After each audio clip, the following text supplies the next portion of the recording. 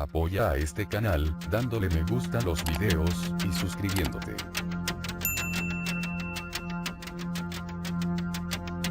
Mr. Anderson presenta La rebelión de los robots.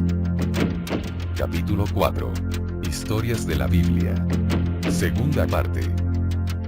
Fue en este tiempo y contra este telón de fondo político y religioso, que nació un niño llamado Yeshua.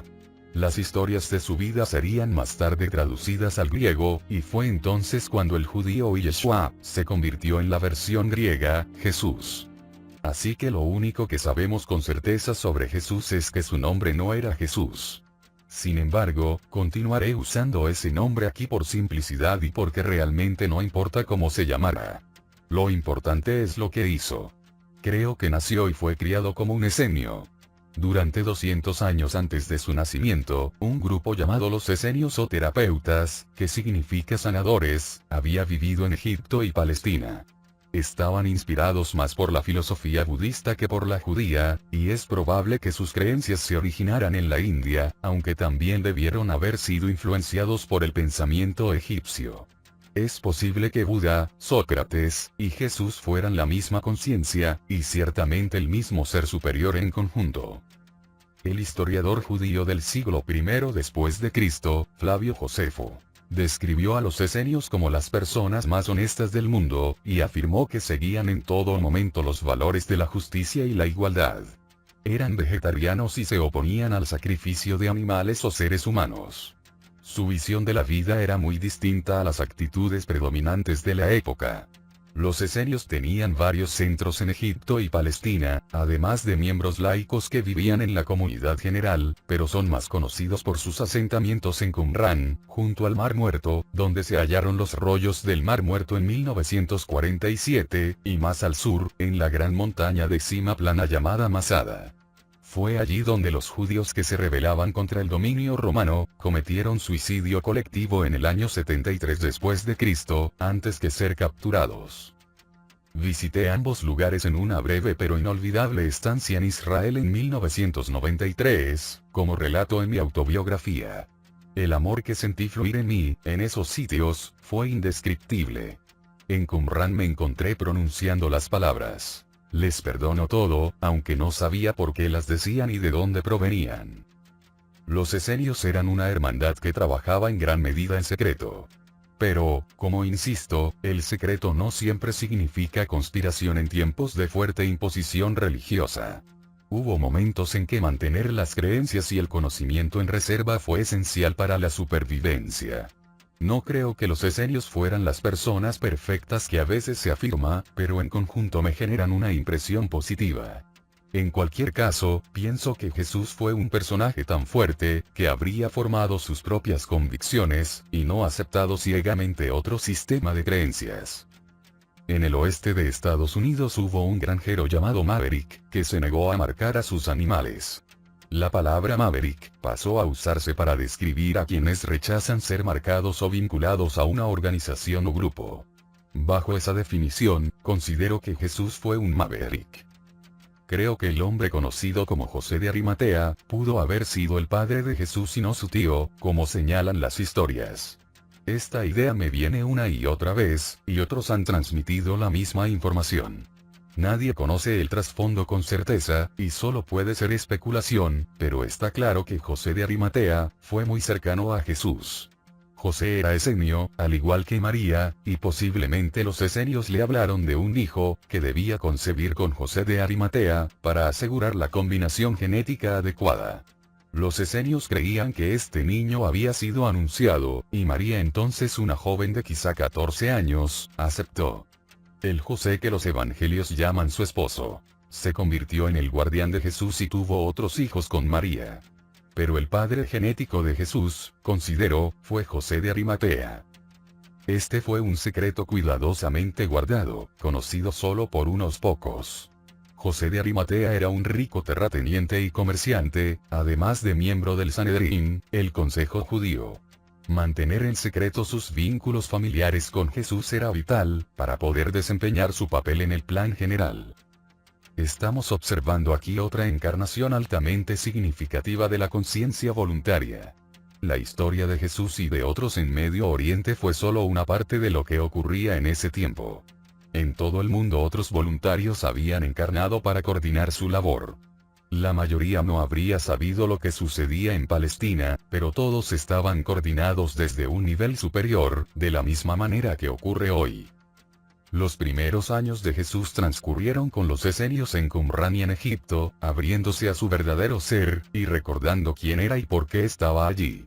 Recibió tanto enseñanzas iluminadas como ideas erróneas, y le correspondía a él discernir la diferencia. Nada cambia.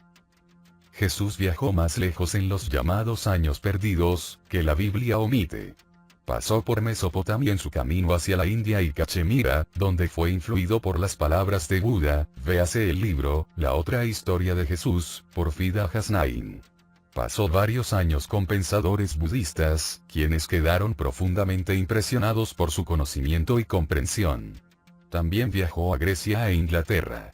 Es posible que haya llegado a Glastonbury, y otros lugares de Inglaterra junto con José de Arimatea, quien importaba estaño desde Cornwalls.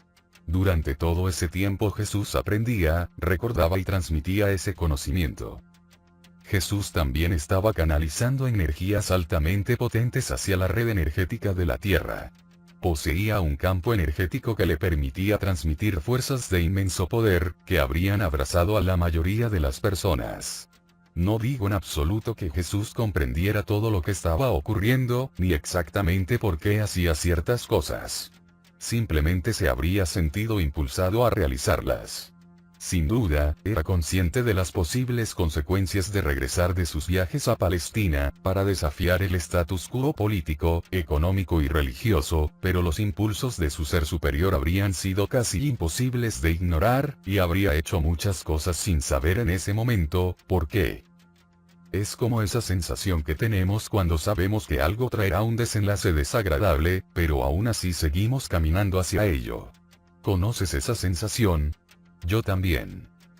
Su desafío abierto y verbal al orden establecido y destructivo, fue un esfuerzo por despertar a las personas apelando directamente a su conciencia inferior.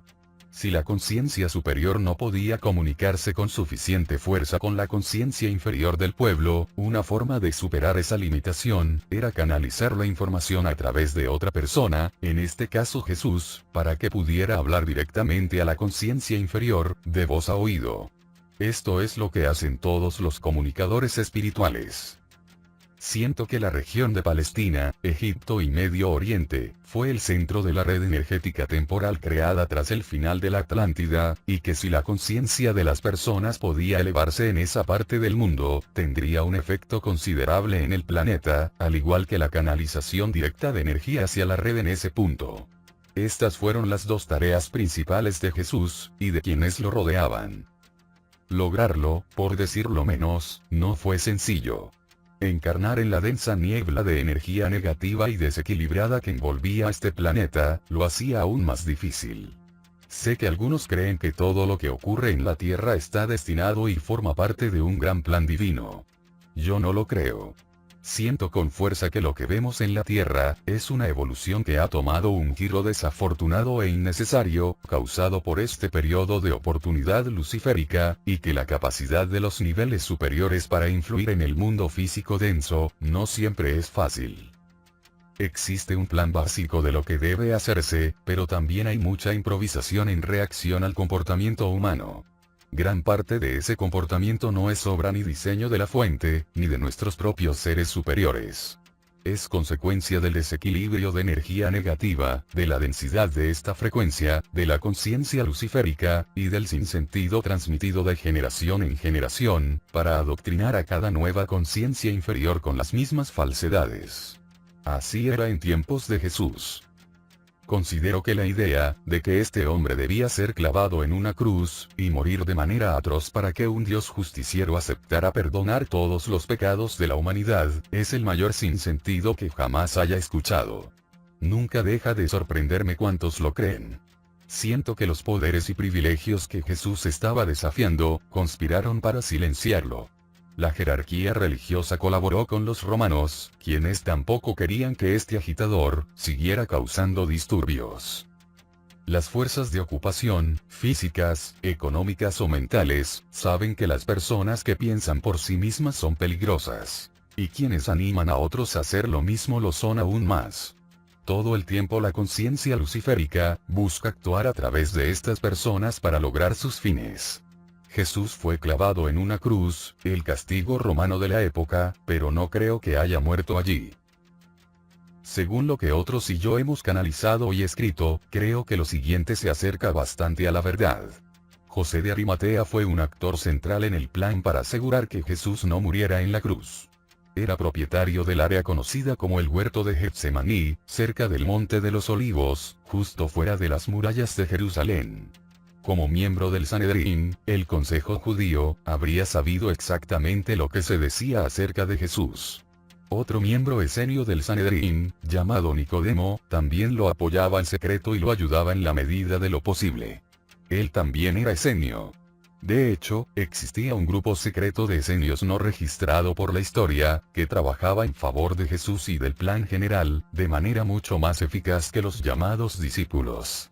La mayoría de ellos no conocía la historia completa de lo que ocurría en cada momento, porque cuantos más supieran, mayor era el riesgo de que algo se filtrara y arruinara todo. Jesús, José y otros esenios, idearon un plan desconocido para los discípulos, e incluso para su madre María y su compañera cercana, posiblemente su esposa, María Magdalena. El plan era que Jesús sobreviviera a la cruz. Había 3 razones principales para ello, aunque sin duda existían otras. Primero, aliviar la presión sobre los seguidores de Jesús, incluidos los esenios, porque muchos entre ellos los romanos, comenzaban a creer que era necesario eliminarlos. La muerte pública y la humillación de Jesús, su figura central, dispersaría ese creciente deseo de eliminar a sus partidarios y familiares. José lo habría sabido gracias a sus estrechos vínculos con el Sanedrín, e incluso pudo haber sugerido este curso de acción como alternativa, para neutralizar el desafío al status quo. Segundo, sabían que las personas que cuestionan las convenciones, suelen ejercer mayor influencia en el pensamiento, cuando han muerto o se cree que han muerto, que cuando están vivas. Basta recordar el ejemplo de Confucio. Y tercero, pasar por un gran dolor y trauma, con la intención de ayudar a la Tierra y a la humanidad, genera una energía de amor de una magnitud y poder extraordinarios. Y en las tierras propiedad de José de Arimatea, se encontraba uno de los puntos clave de ese corazón central de la red postatlante. Fue en ese lugar donde tendría lugar la crucifixión. Jesús conocía todo esto, y siendo un medium excepcional, en contacto constante con los planos superiores, habría canalizado los temas fundamentales. Su grupo secreto elaboró el plan bajo inspiración espiritual, mientras las frecuencias más elevadas actuaban desde sus ámbitos para ayudar a que se cumpliera lo necesario. La sincronización debía ser perfecta. Los crucificados permanecían en la cruz tanto tiempo como fuera necesario para morir, normalmente hasta 3 días. A menos que encontraran alguna forma de evitarlo, Jesús no podría haber sobrevivido. La única manera de acortar su tiempo en la cruz, era asegurarse de que la ejecución ocurriera en las horas previas al sábado, el día de reposo judío. Nadie podía ser ejecutado ni enterrado en ese día, y quienes aún seguían vivos en la cruz, eran rematados antes del inicio del sábado. El método habitual era romperles las piernas con una serie de golpes, lo cual resultaba fatal para cualquiera clavado de las muñecas en una cruz por razones bastante espantosas que no detallaré aquí. Por lo tanto, debían encontrar la forma de dar la apariencia de que Jesús estaba muerto antes del final del viernes. Jesús hizo su entrada en Jerusalén para coincidir con el tiempo que él y José habían calculado. Fue intencionalmente provocador, reprendiendo abiertamente y públicamente a los prestamistas en el templo, y en general, agitando el descontento con las autoridades judías y romanas. Quería que actuaran contra él de inmediato. El tan difamado Judas, también fue crucial para el complot. Estaba al tanto del plan, y traicionó a Jesús en el momento necesario para mantener la estricta secuencia de los acontecimientos. En segundo plano, José y Nicodemo trabajaban dentro del Sanedrín para asegurarse de que reaccionaran según lo previsto. El arresto de Jesús, el interrogatorio por parte de la jerarquía judía, y de Pilatos, siguieron la secuencia temporal prevista, y fue sentenciado y clavado en la cruz el viernes. La crucifixión tuvo lugar en un sitio contiguo al huerto de Getsemaní, propiedad de José de Arimatea. Si al final de ese día se pensaba que Jesús seguía vivo, habría sido ejecutado para evitar que la condena se prolongara hasta el sábado, el día de reposo judío. Los esenios eran ampliamente reconocidos por su conocimiento de hierbas y plantas utilizadas en la sanación. No habría sido difícil para ellos preparar una mezcla que diera la apariencia de muerte física.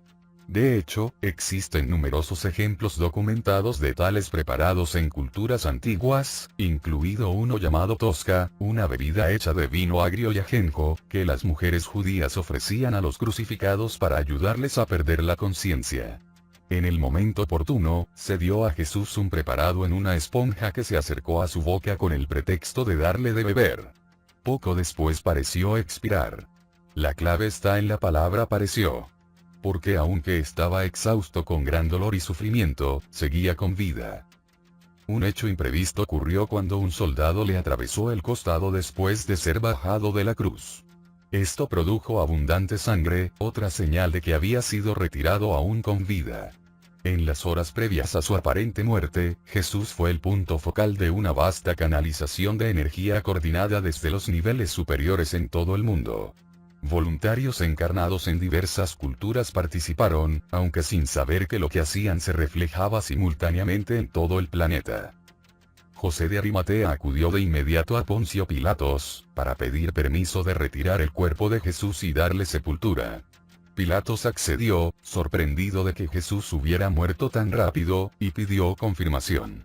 En previsión de lo que debía suceder, José había construido una tumba en el huerto de Getsemaní, para trasladar a Jesús de la cruz a un lugar seguro lo más rápido posible. Cuanto antes ocurriera, menor sería el riesgo de que alguien descubriera lo que estaba pasando, y más pronto podría recibir tratamiento médico. Una gran piedra fue colocada en la entrada para impedir que se viera lo que ocurría dentro. Allí, esperando en la tumba, se encontraban sanadores esenios vestidos con túnicas blancas, quienes iniciaron de inmediato el proceso de curación. Jesús estaba en muy mal estado, pero los sanadores estabilizaron su condición. Bajo la cobertura de la oscuridad, la piedra en la entrada de la tumba fue retirada y Jesús fue llevado a la comunidad esenia en Qumrán, a través de una casa segura. Tras una larga convalecencia, se recuperó y dejó la región con José y las dos Marías, para continuar el trabajo de canalización de energía y transmisión de información. Siento que viajó a lugares como Italia, Creta, Francia e India, donde pudo haber muerto muy anciano en Cachemira. Algunos investigadores creen que fue conocido por muchos nombres entre diferentes pueblos, y que en Cachemira era Yuswasap. Su tumba aún está allí. Sin embargo, otros creen que Jesús terminó su vida en Francia. Durante una visión de la crucifixión que tuve en una ocasión, canalicé una serie de frases cortas que decían: Esenios, Qumrán. Tiempo para recuperarse. Ilusión completa. La oposición cree que estoy muerto. Mucho viaje. Larga vida. 3 hijos de 2 mujeres. Sobrevivir a una crucifixión puede sonar inverosímil, pero el historiador Josefo documenta la historia de un hombre conocido por él, que fue bajado de la cruz con vida y sobrevivió. Josefo conocía al hombre y suplicó al comandante romano, Tito, que lo perdonara. Tito accedió y el hombre fue retirado de la cruz y recibió tratamiento médico. Aún hoy en Filipinas hay personas que aceptan ser clavadas en la cruz, como parte de algún ritual extraño para confirmar su fe, y cuando son bajadas después de algunas horas se recuperan. Así que era posible sobrevivir a una crucifixión si no se estaba sometido a ese horror por demasiado tiempo. Recuerda también que otros niveles habrían estado trabajando para ayudar a Jesús durante ese tiempo, y dándole energías y fuerza para mantenerlo encarnado. Los discípulos, como mencioné, no estaban al tanto del plan, salvo Judas, quien fue considerado con razón, como se demostró, el más confiable. Cuando se descubrió la tumba vacía y la gran piedra desplazada, se asumió que el cuerpo había sido robado, y más tarde, algunos sostuvieron que Jesús había resucitado, es decir, que su cuerpo físico había ascendido al cielo. En realidad, se estaba recuperando en una casa segura con sus sanadores esenios, antes de ser llevado a Qumrán. Jesús había utilizado la creencia judía en la figura del Mesías, y las predicciones de los antiguos profetas, para despertar interés en sí mismo, y por ende, en sus palabras. Era como construir una plataforma pública desde la cual transmitir sus verdades. Subrayaba cómo los acontecimientos de su vida estaban escritos en las profecías antiguas, pero él y su grupo secreto de apoyo estaban creando esos sucesos para que coincidieran con las profecías. Era parte del plan. Aprovechar el sistema de creencias judío para generar interés y notoriedad. La mayoría de los discípulos no era consciente de ello. Su incapacidad para comprometerse plenamente con la obra y comprender su importancia lo frustraba, y por eso Jesús estaba mucho más cercano a José y a su grupo secreto.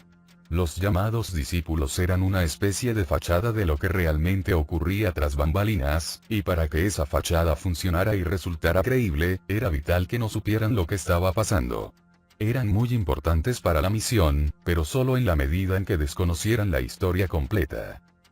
El plan funcionó magníficamente, en el sentido de que todos fueron engañados, y Jesús logró lo que él, su familia y sus seguidores vinieron a lograr en relación con la red energética. También dejó atrás a muchas personas que fueron conmovidas y motivadas por sus verdades simples sobre el amor, la creación y la naturaleza eterna de toda conciencia. Los mitos que ahora lo rodeaban, lo hicieron mucho más conocido de lo que jamás fue en vida en Palestina. No se ha encontrado mención de él en las obras de los historiadores de la época, y sin embargo, mira lo que se ha escrito sobre él desde que su vida fue secuestrada por la religión llamada cristianismo. Otros han canalizado y visto la misma historia básica que he esbozado, y los investigadores que trabajan puramente con información histórica. Mas, algo de inspiración superior, han llegado también a los mismos temas. De lo que no tengo duda es de lo siguiente. La razón general de la encarnación de Jesús. Que no murió en la cruz. Y que no fue célibe. Siento que estuvo casado o al menos fue el compañero cercano de María Magdalena con quien tuvo hijos, y que engendró un hijo con al menos otra mujer, posiblemente la hermana de María Magdalena, Marta. Esto podría ser que algunas personas de la iglesia retrocedan horrorizadas, pero los patrones de energía que Jesús trajo a la encarnación, no habrían sido desperdiciados. Habrían sido transmitidos a través de la línea genética. Esto bien podría haber significado que necesitaba interactuar físicamente con más de un campo de energía, para crear combinaciones particulares de energía y genética. Hablo más de este proceso de interacción sexual, y las muchas razones para ello, en mi libro, Sana el Mundo. No debemos olvidar, creo, que Jesús fue solo una de las encarnaciones voluntarias, aunque una de enorme trascendencia. Cumplió un papel eficaz y valiente en la ayuda a la Tierra y a la humanidad, pero millones de otros también lo han hecho. Ha sido un proceso continuo y permanente, no algo que ocurrió únicamente hace 2000 años. Jesús fue en gran medida, un hombre de este plano físico, aunque en estrecho contacto con su ser superior. Tenía emociones de compasión, amor, y en ocasiones, ira. Hablaba con franqueza. Y la idea de que caminaba envuelto en una especie de niebla espiritual, hablando amablemente con todos, está muy lejos de la realidad. Sí, fue bondadoso con las personas y tuvo un gran amor por la tierra y la humanidad, pero a veces el amor implica alzar la voz con vehemencia contra la injusticia, si eso es necesario para que ocurra un cambio y las personas despierten. Es una gran ironía que haya sido la forma en que su vida fue tergiversada, lo que lo convirtió en la más famosa de las encarnaciones voluntarias. Después de que Jesús dejó Palestina con las dos Marías, José de Arimatea y otros, los seguidores de sus enseñanzas, los llamados jesuianos, fueron, aparte de los esenios, pequeños grupos derivados de la religión judía, como los gnósticos y los ebionitas. No existía un sistema de creencias unificado y cada grupo sostenía diferentes interpretaciones sobre los detalles y el significado de su vida. Sin embargo, la mayoría compartía la creencia en su regreso o segunda venida, una idea antigua que se remonta al culto solar. Estos primeros grupos de seguidores de Jesús, eran guiados por canalizadores, mencionados en los textos antiguos como vasijas del Espíritu Santo, llenos del Espíritu del Señor. Leemos acerca de personas que eran llenas por el Espíritu Santo y luego pronunciaban las palabras del Señor. Quien haya experimentado o presenciado la canalización, sabe que una energía desciende sobre el canalizador. Es la conciencia comunicante que envuelve y sincroniza con el vehículo físico, a través del cual busca expresarse. Esa energía que sentían los canalizadores y los espectadores, fue llamada en la antigüedad Espíritu Santo. Fue únicamente cuando apareció el hombre que llamamos San Pablo, que Jesús, el valiente filósofo y sabio, sanador y canalizador, fue transformado en el Dios Salvador pagano representado por el cristianismo. Pablo era un judío ortodoxo, que perseguía aquellas sectas que seguían la filosofía de Jesús. Esto cambió de manera radical, después de que afirmó haber tenido una visión de Jesús en el camino a Damasco.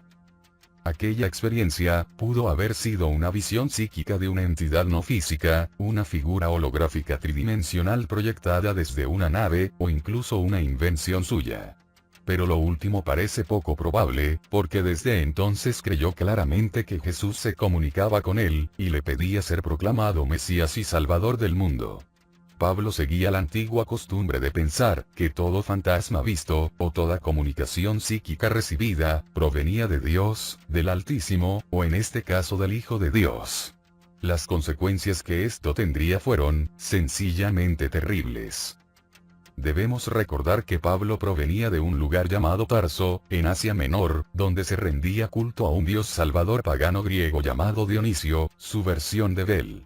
Se decía que Dionisio había nacido de una virgen fecundada por el dios Zeus, y que sufrió y murió para salvar a la humanidad. Pablo claramente vio a Jesús como otra encarnación de Dionisio, el mismo al que había aprendido a venerar en Tarso. Lo que hizo fue transferir los mitos sobre Dionisio, al filósofo llamado Jesús. Dionisio era considerado el Cristo griego, y el segundo miembro de una tríada formada por Demeter, Dionisio y Perséfone, en la misma línea que otros dioses paganos de todo Medio Oriente.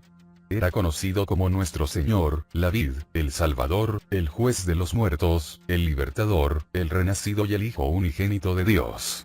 Sobre su cabeza se representaban las palabras: Yo soy vida, muerte y resurrección, sostengo la corona alada. También se le atribuye haber dicho: Estoy en unidad con mi Padre en el cielo, y en su honor se celebraba un rito llamado Eucaristía, que incluía sacrificios de animales. Pablo estuvo profundamente influido por las creencias de las hermandades de misterios griegas, y por los mitos del Dios Salvador, que se fusionaron en su mente con el dogma judío. Es posible incluso que las escuelas de misterios griegas lo hayan influenciado directamente. Si estaban controladas por los aspectos negativos de la hermandad en ese tiempo, pudieron haberlo manipulado mentalmente, para que hiciera lo que hizo y creyera que lo que veía, o no veía, era Jesús. La idea del Cordero que muere para que nuestros pecados sean perdonados, habría sido parte fundamental de su sistema de creencias, y no le habría resultado difícil vincular ese antiguo mito pagano con Jesús. Durante miles de años, las personas sacrificadas en los altares, fueron vistas bajo esa misma luz. A partir de estos comienzos, Pablo fundó lo que se convirtió en la fe cristiana. Jesús no inició el cristianismo. Pablo lo hizo. No sugiero en absoluto que Saulo de Tarso, San Pablo, se propusiera causar todos los horrores que sus malinterpretaciones generarían. Probablemente lo hizo con las mejores intenciones, y creyó sinceramente en todo lo que decía. Estoy seguro de que lo mismo puede decirse de la mayoría de quienes lo siguieron como guías y manipuladores de la fe cristiana. Ellos mismos estaban siendo manipulados. Pablo emprendió sus viajes para anunciar lo que según él, Jesús le comunicaba, y sus cartas quedaron registradas en el Nuevo Testamento. Se ganaba la vida fabricando tiendas durante sus recorridos, y 3 años después de haber visto su fantasma o visión, fuera lo que fuese, llegó a Jerusalén para encontrarse con el discípulo Pedro y con Santiago, el hermano de Jesús. Ellos no pensaban gran cosa de él, y se opusieron a sus interpretaciones sobre Jesús. El propio Pablo admite que nunca conoció ni trató a Jesús en vida, pero creía que ahora le hablaba desde el mundo de los dioses. Esto, pensaba, lo hacía mucho más conocedor de él que los discípulos. Se produjo entonces una división entre los creyentes en Jesús, como filósofo y hombre, y los cristianos paulinos que seguían su creencia en un Dionisio reciclado, del cual se decía que había nacido el 25 de diciembre. Esto se relaciona con el antiguo culto al dios Sol, en el que los periodos de mediados de invierno, mediados de verano, los solsticios y las estaciones, eran considerados tiempos sagrados. El cristianismo de Pablo acabaría imponiéndose, y los sacerdotes paganos fueron absorbidos en su iglesia. Para ellos no fue problema convertirse, pues Jesús era simplemente otro Dios salvador pagano semejante a los que ya veneraban. Con su llegada, el cristianismo se volvió aún más paganizado. La religión pagana llamada mitraísmo, también fue absorbida por la versión paulina del cristianismo. El mitraísmo veneraba al dios salvador Mitra, véase Dionisio, Bel, Osiris, Krishna, y tantos otros, y celebraba su nacimiento el 25 de diciembre, inicio de su invierno. Nombres como Mitra y Dionisio, fueron simplemente sustituidos por Jesús, y así surgió la Navidad cristiana. Se creía asimismo que Mitra había resucitado en Pascua, y los paganos convertidos al cristianismo acogieron con entusiasmo esa festividad dentro del nuevo sistema de creencias. Según los mitraístas, el domingo era el día del Señor, y prácticas como la Eucaristía, el bautismo de niños, la idea del Padre, Hijo y Espíritu Santo, la Madre Virgen que da a luz al Salvador, el rito matrimonial y mucho más, fueron tomados de diversas corrientes del paganismo e incorporados al cristianismo. Estas creencias paganas eran una mezcla de dioses extraterrestres, canalizaciones y visiones, el movimiento del sol a través de las estaciones y el cielo, y pura invención. Como hemos visto, la idea de Jesús como el Cordero de Dios que muere para que nuestros pecados sean perdonados, se remonta a los sacrificios animales paganos, en los que el Cordero era considerado sustituto de la humanidad para apaciguar la ira de los dioses. El mitraísmo se convirtió así en mitorraísmo, mejor conocido como cristianismo. Vale la pena señalar que, lejos de afirmar que Jesús nació por intervención divina sin contacto sexual, los manuscritos griegos y sirios más antiguos dicen: José engendró a Jesús. La idea del nacimiento virginal fue una inserción posterior, al igual que todas las adiciones que alimentaron el mito de que Jesús, el filósofo judío, era Cristo, el Dios Salvador. Incluso la palabra Cristo es de origen precristiano. Christ en Egipto y Christos en griego. La historia del nacimiento virginal del hijo de Dios egipcio, Horus, ha sido hallada en un muro del templo de Luxor, representada mucho antes de que el cristianismo siquiera existiera. En los primeros años de la iglesia cristiana, se realizaron muchas modificaciones a los textos para justificar estas invenciones. Se atribuyeron a Jesús palabras como: el que creyere y fuere bautizado será salvo, pero el que no creyere será condenado. Esta frase fue añadida para aumentar el poder de la iglesia y de los sacerdotes. Los sacerdotes se apropiaron de la versión paulina de Jesús, y esto constituye una enorme ironía, dado que Yeshua, el filósofo judío, cuestionó de raíz la idea misma de los sacerdotes.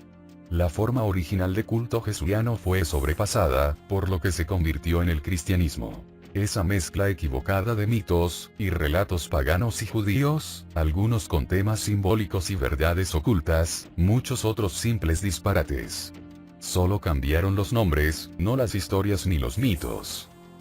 Cipriano, que murió en el año 258, fue obispo de Cartago, hizo más que la mayoría para asegurar la toma del poder por parte de los sacerdotes.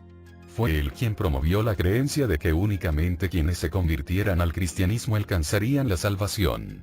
Sostuvo que las personas no debían tener opiniones propias, sino únicamente aquellas que la iglesia decidiera que debían tener. ¿Qué poder otorgaba esto a los sacerdotes en los siglos posteriores, para servir a los deseos del maestro luciférico? Los valores del valiente y brillante filósofo sanador y canalizador llamado Yeshua habían sido prácticamente borrados por el paganismo reciclado de Pablo, y la oscuridad de la ignorancia y el sufrimiento descendió sobre la humanidad durante casi 2000 años. Esto ocurrió tras la victoria más importante del cristianismo: su reconocimiento como religión oficial del Imperio Romano. Para ello debemos agradecer, aunque esa palabra difícilmente sea la adecuada, a un emperador romano llamado Constantino el Grande.